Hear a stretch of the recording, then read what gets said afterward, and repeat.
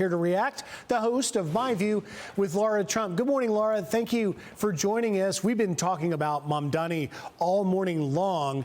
What is the significance of the fact that Jeffries stopped short of that endorsement? Yeah, Griff, even the establishment Democrats and a lot of their big donors know that socialism equals disaster, right?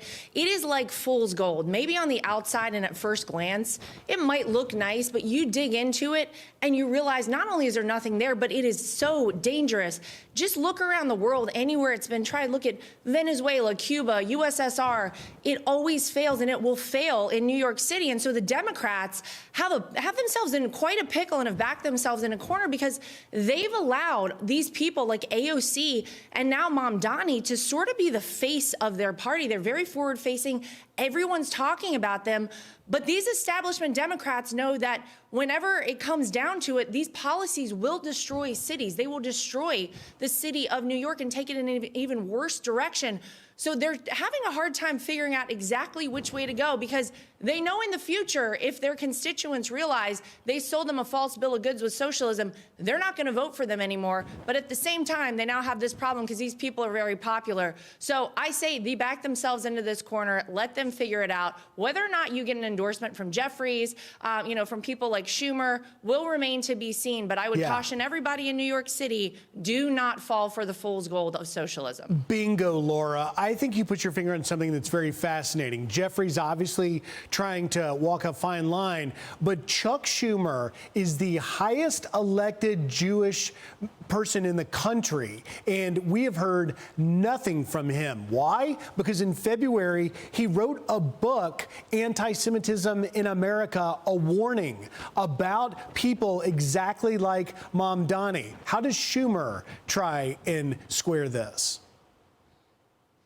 A great question, because you have seen some very anti-Semitic kind of comments and, gestures from Mamdani. And I know he's trying to kind of backpedal a little bit, but, this globalized intifada is a real problem for him. Look around New York at places like Columbia University, sort of the epicenter of all of this anti-Semitism that we saw boiling up over, around the country over the past several years.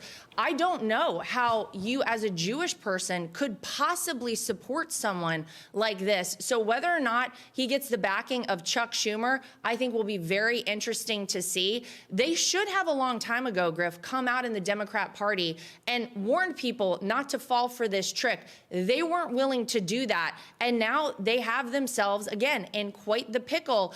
You look over to the Republican side of the aisle, and what are we all about? We're all about, free market economy. We're all about lowering inflation, protecting our borders, and making sure this country is strong again. That's what the American people want to see happen. They have nothing to sell on the left. And unfortunately, if socialism is their way they're going to try and go, and someone who holds anti-Semitic values, they're going to have a very hard time. Laura, I want to talk quickly before we run out of time, because you talked about the border there for a second. I'm excited to watch your show, My View, tonight, because you speak with some ICE agents encouraging Congress members to get behind them, not to disparage them. Watch.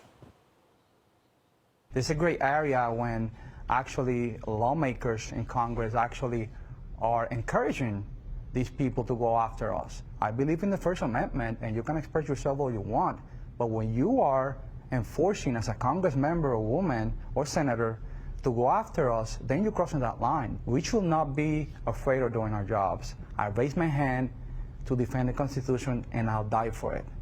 That's who I am. And I know my partners are the same here. So good. What else do you have tonight? Yeah, these guys are total heroes, Griff. So obviously they talk all about what's going on at the border, the way it's impacted them and their families. Very interesting conversation. And they want people to stop encouraging ICE to attack them and let them do their jobs. I have Sage Steele tonight, and then I have Scott Pressler tonight, the man who I think is single-handedly responsible for registering the most Republican voters across this country. He's got a lot of great things to say about 26 and 28 coming up for Republicans. So tune in at 9 p.m. tonight. I'll see everybody there. 9 p.m. Eastern. Lara Trump, can't wait to watch it. Great job. Thank you. Thank you. I'm Steve Ducey. I'm Brian Kilmeade. And I'm Ainsley Earhart. And click here to subscribe to the Fox News YouTube page to catch our hottest interviews and most compelling analysis.